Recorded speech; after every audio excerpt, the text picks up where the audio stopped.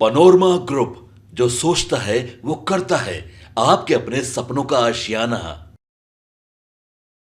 नमस्कार, भारत लाइव देख रहे हैं आप। मुद्दा गर्म हो चुका है क्योंकि तेजस्वी यादव के विदेश जाने के साथ ही बिहार की राजनीति में बहुत कुछ बदलने जा रहा है। भाजपा ने तेजस्वी के बिहार से बाहर जाने का इंतजार किया और तेजस्वी के साथ एक बड़ा खेल होने जा रहा है। उधर तेजस्वी दिल्ली में विदेश यात्रा करने के लिए रवाना होंगे। दिल्ली से दुबई विदेश में यात्राएं करेंगे, विदेश में अपने फैमिली के साथ समय बिताएंगे। इधर भाजपा को समय मिल गया है कि कैसे तेजस्वी यादव का गेम पैक कर दिया जाए। देखिए, मुद्दा गर्म में आज इस विषय पर चर्चा करेंगे। बाबा हमारे साथ जुड़ गए हैं कि बाबा, तेजस्वी यादव दिल्ली जा रहे हैं और दिल्ली से सीधा जाएंगे दुबई, तो क्या ये माना जाए कि दुबई जाने का इंतजार बीजेपी कर रही है? कुछ बड़ा प्लान उनके खिलाफ, कुछ बड़ी साजिश रची जा रही है क्या भाजपा की तरफ से कि जेल भेज दिया जाए उनको? देखिए, हम कह जरूर रहे हैं कि उनके विदेश से लौटने के बाद बहुत सारा खेल होगा। इस बीच में भारतीय जनता पार्टी बहुत सारे बिसात बिछाएगी, मौका मिलेगा। लेकिन तेजस्वी यादव को बिहार के चुनाव के लिए जितना बड़ा मुद्दा बनाया जा रहा है, उससे भी बड़ा मुद्दा बिहार में शुरू हो चुका है। अच्छा, कौन सा मुद्दा है वो? सबसे बड़ी बात यह है कि 2020 के चुनाव 5, 10, 15, 20 सबका किसी का चर्चा आप कर लीजिए तो वो अलग तरह के चुनाव थे, और 2025 में होने वाला चुनाव एक अलग तरह का चुनाव होगा। ये अलग तरह का क्यों होगा, पहले हम आपको ये समझा देते हैं। सबसे बड़ी बात कि तेजस्वी यादव जब विदेश से लौट करके आएंगे तो विदेश क्यों जा रहे हैं? विदेश छुट्टियां मनाने जा रहे हैं। एक तरफ जहाँ नेता प्रतिपक्ष के रूप में बिहार में उनको अभी होना चाहिए था, क्योंकि जिस जनता के बीच वो वोट मांगने जाते हैं वो किस परिस्थिति में है, कई दशक के बाद इस तरह का बाढ़ की विभीषिका आई है। जी, जी, जी, जी। आपको याद होगा कि हम लोग बैठे हुए थे कल जो विधानसभा में, जी, जी। तो विधानसभा में बैठे हुए थे तो बहुत सारी चर्चाएं चल रही थी। उन चर्चाओं के बीच में एक चर्चा इस बात को लेकर के भी थी कि अब तक इतना ज़्यादा निराश व्यवस्था को हमने नहीं देखा। बाढ़ को लेकर के तैयारियां होती थी, लोगों को राहत पहुंचाने की बात होती थी, इस बार उसमें बहुत स्लो है। दूसरा पक्ष ना विपक्ष, दूसरी तरफ विपक्ष तो है ही नहीं। विपक्ष है कहाँ? नेता प्रतिपक्ष यहाँ है ही नहीं, छुट्टियां मनाने निकल गए हैं। और आपको याद होगा कि राहुल गांधी जो सत्ता से बाहर हुए और राहुल गांधी को पप्पू साबित किया गया, उसके पीछे कारण क्या था? जब जब देश में इस तरह की कोई विकट परिस्थिति आई तो वो विदेश में देखे गए थे। और भारतीय जनता पार्टी ऐसे मुद्दों को बड़ा मजबूती के साथ ग्रैब करती है। जो वर्तमान परिस्थिति बनी है उसमें नीतीश कुमार को कमजोर करके भारतीय जनता पार्टी अपने आप को बड़ा कर सकती थी। ये 2020 तक के चुनाव ही में नहीं संभव था, लेकिन 2025 के चुनाव को हम इसलिए अलग कह रहे हैं कि यहाँ दावेदार उम्मीदवार और 2025 में बदली हुई परिस्थिति में काम करने वाले लोगों का एक अलग तरह का जमावड़ा बन गया है। जैसे आप समझिए कि जब एनडीए की चर्चा आप शुरू करेंगे तो सबसे पहले आपको चर्चा शुरू करनी होगी जीतन राम मांझी से। उससे भी पहले आपको उपेंद्र कुशवाहा से चर्चा शुरू करनी होगी कि उपेंद्र कुशवाहा को 2024 में आपने क्या दिया, 2025 में क्या देंगे। पहले आपको इस, जब परिवार में कोई बंटवारा होता है, यहाँ इस बात को लेकर के कोई झिझक नहीं है कि मुख्यमंत्री का चेहरा कौन होगा। एनडीए में मुख्यमंत्री का चेहरा यदि नीतीश कुमार एनडीए में है तो वही रहेंगे, ये कंफर्म हो गया है, सबने मान भी लिया 25 में वही रहेंगे। लेकिन इसके आगे की कहानी यदि कहने जाते हैं तो इसके आगे की कहानी में आपको पता है कि असल जहां मामला आके फंसता हुआ दिखाई दे रहा है वो मामला है सीट शेयरिंग का समझौता। तो घर में बंटवारा भी होता है। आपने देखा कि लैंड सर्वे का जो काम था वो अचानक से उसको विराम दिया गया है। क्यों दिया गया है? झमेला के चलते ना। हाँ, क्योंकि नवादा में उसी वजह से दलित बस्ती फूका गया। उससे भी बड़ी बात है कि वो तो नवादा की घटना न थी, दुखद घटना थी, लेकिन नवादा की घटना न थी। घर घर में आग फुका रहा है। हर घर में एक माचिस लेकर के लोग तैयार हैं जलाने के लिए, क्योंकि पिछले लगभग 50 वर्षों से जो बहन कभी भाई से हक हिस्सा मांगने नहीं आई, वो भी आज रही पहुंच रही है।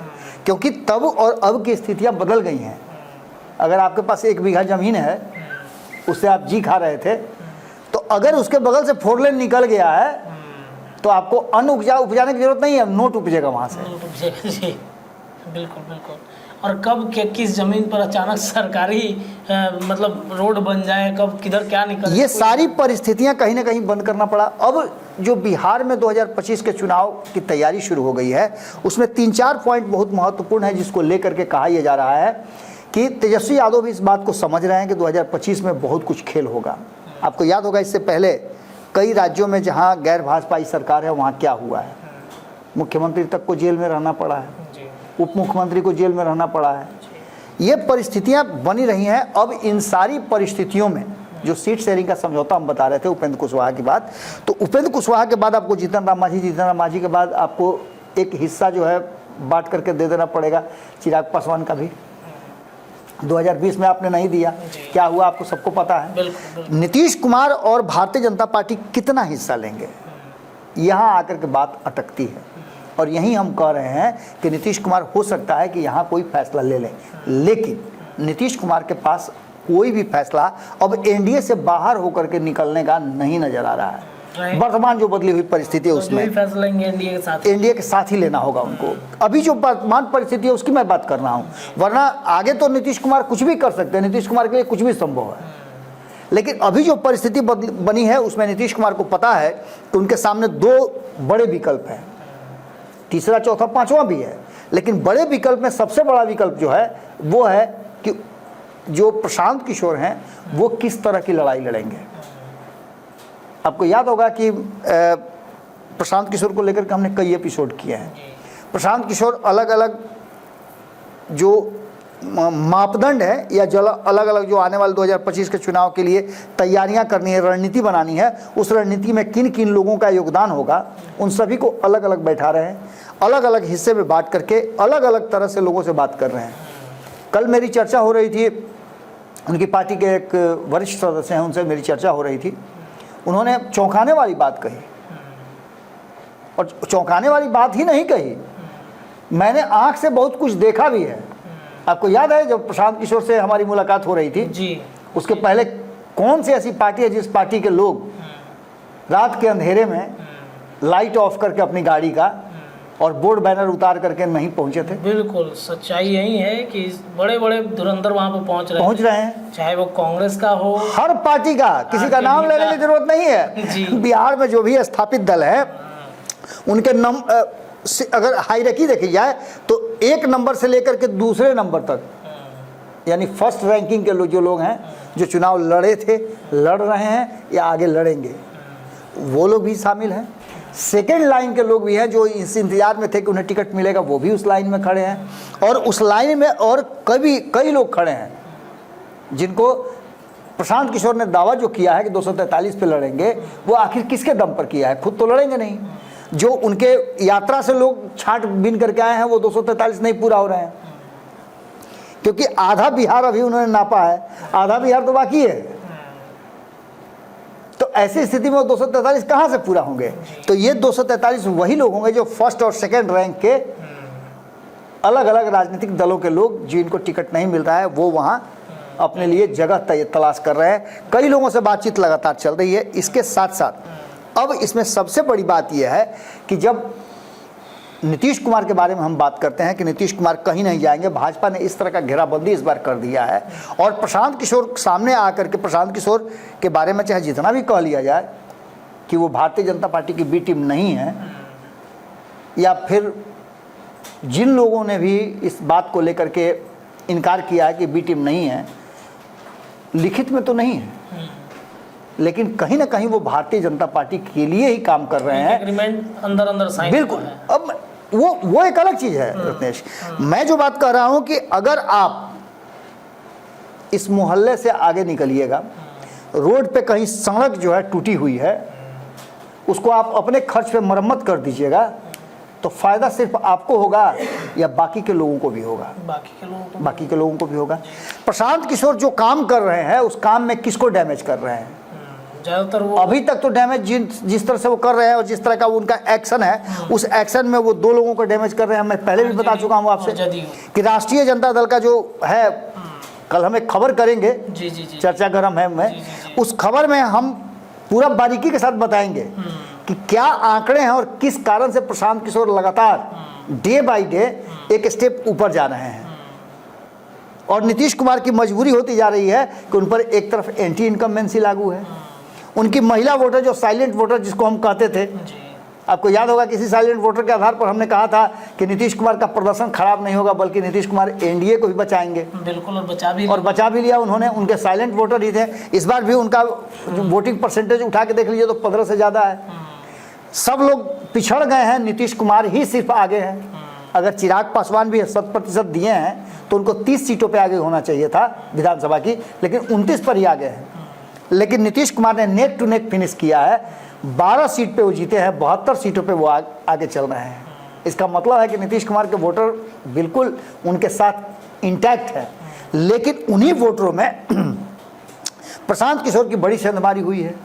महिलाओं को लेकर के वो एक अलग से सम्मेलन कर रहे हैं। मैं शुरू में ही बताया कि वो अलग अलग तरह से बात कर रहे हैं। मैं प्रशांत किशोर की चर्चा करने नहीं बैठा हूँ। प्रशांत किशोर एक फैक्टर बनते जा रहे हैं, जैसे हम नहीं चाह करके भी प्रशांत किशोर की चर्चा कर रहे हैं, उसी तरह से नहीं चाहकर भी प्रशांत किशोर कहीं ना कहीं भारतीय जनता पार्टी का फायदा करा रहे हैं। आपको याद है जो दिल्ली की लड़ाई हुई थी, दिल्ली की लड़ाई कांग्रेस से हुई थी क्या? दिल्ली की लड़ाई कांग्रेस से तो नहीं हुई थी। दिल्ली की लड़ाई जब पहली बार केजरीवाल आए थे तो भाजपा और केजरीवाल के बीच में हुई थी लड़ाई। और ये लड़ाई आज भी जारी है। आज भी केजरीवाल और भाजपा की लड़ाई के बारे में आप कौन नहीं जानता है?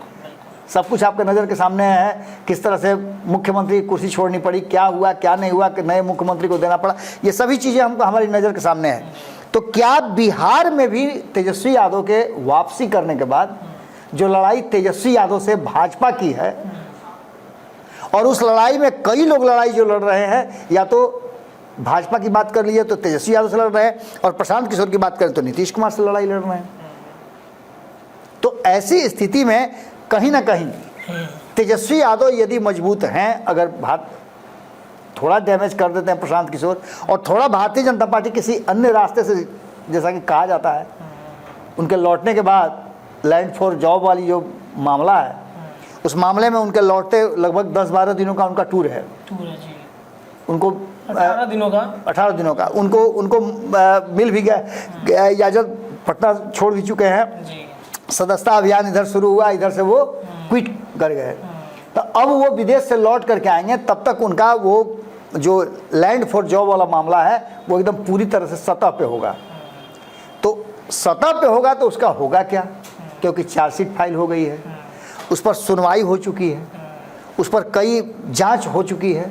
और ईडी का जो केस होता है वो थोड़ा अलग तरह का होता है। मनी लॉन्ड्रिंग का जो केस है वो ऐसा केस होता है जिस केस में या तो आप विदेश भाग जाइए, जैसे कि अभी विदेश में गए हैं तेजस्वी, कई लोग भाग गए हैं। आप देखा विजय माल्या भाग गए, ललित मोदी भाग गए, और नीरव मोदी भाग गए, ये सब लोग तो भाग ही गए, उसी तरह के केस में लोग थे। अब तेजस्वी यादव के साथ क्या है कि तेजस्वी यादव के परिवार के ऊपर से नीचे तक कई लोग उसमें इन्वॉल्व हैं। यहाँ तक कि तेज प्रताप का भी इन्वॉल्व हम इसलिए कह रहे हैं कि उन लोगों का नाम उसमें आया है। तेज प्रताप छूटे हुए थे, उनका भी नाम आ गया। तो ये पूरी स्थिति परिस्थिति बन रही है कि कहीं ना कहीं इस दबाव में तेजस्वी यादव हो सकता है कि अपने नेता प्रतिपक्ष के रूप में जो काम उनको करना चाहिए वो नहीं करेंगे। तो निश्चित रूप से वो किसको फायदा पहुंचाएंगे? भाजपा को फायदा पहुंचाएंगे। और भारतीय जनता पार्टी ये बात अच्छी तरह से समझ रही है कि नीतीश कुमार के पास वो ताकत नहीं है जो पिछली बार की तरह निकल करके कहें कि पहले हमको मुख्यमंत्री घोषित कीजिए तब सीट शेयरिंग करेंगे। आज नीतीश कुमार के पास वो ऑप्शन नहीं है जी। और अगर नीतीश कुमार एनडीए छोड़ करके आते हैं तो उनके लिए इंडिया गठबंधन में भी कोई बहुत बड़ा चांस नहीं है। कल तक उनके पास चांस था, अब नहीं है। लेकिन अब जिस तरह से इंडिया गठबंधन के कई नेता, कई दल लगातार अलग अलग जांच एजेंसियों के दायरे में आते चले जा रहे हैं, उससे ये संभावनाएं कम हो गई है कि नीतीश कुमार और चंद्रबाबू नायडू अलग हो जाए तो सरकार गिर जाएगी। सरकार गिरने वाली नहीं है, क्योंकि बहुत सारे लोग बहुत सारे मामलों में फंसे हुए हैं और धीरे धीरे आप समझ ही रहे हैं कि क्या होगा, रातों रात सारा खेल हो जाएगा। तो ऐसी परिस्थिति में तेजस्वी के विदेश लौटने के बाद कहा यह जा रहा है कि 2025 के चुनाव से पहले जो भारतीय जनता पार्टी घेराबंदी कर रही है उसमें सिर्फ तेजस्वी यादव की नहीं, सिर्फ प्रशांत किशोर की नहीं, नीतीश कुमार के भी, घेराबंदी उनकी चारों तरफ से हो रही है। एक बाउंड्री ऐसी बनाई जा रही है कि जिसमें ताला और चाबी भाजपा के पास ही होगा। आप बाहर है तो अंदर आने के लिए भी भाजपा से परमिशन लेना पड़ेगा, और अंदर है तो बाहर जाने के लिए भी परमिशन लेना पड़ेगा। तो भारतीय जनता पार्टी ने वो घेराबंदी करके ताला चाबी अपने हाथ में रख लिया है। अब आप एक बात समझ लीजिए कि नीतीश कुमार सीट शेयरिंग के समझौता में अपने मन का या अपने अनुसार समझौता कराने की स्थिति में नहीं है, क्योंकि अब इंडिया गठबंधन को स्वीकार करने नहीं जा रहा है। उनके ऊपर से भरोसा उठ गया है। बात कीजिए आप चिराग पासवान की, तो चिराग पासवान कहाँ जाएंगे? वो तो तैयार हैं कि हम भाजपा के साथ रहेंगे और भाजपा के साथ बिहार में सरकार बनाएंगे। अगर भाजपा को 80 सीट आ जाती है, चिराग पासवान को 20 सीट आ जाता है, जीतन राम मांझी और उपेंद्र कुशवाहा को मिला करके अगर 15 सीट आ जाता है, तो आपको समझ रहे हैं लगभग सरकार बनाने तक का स्थिति हो जाएगा। और दूसरे तरफ कहीं किसी को बहुमत नहीं मिल रहा है, क्योंकि कुछ सीट तो नीतीश कुमार को मिलेगा, कुछ सीट तेजस्वी यादव को मिलेगा, और कुछ सीट अलग अलग दल को मिलेगा।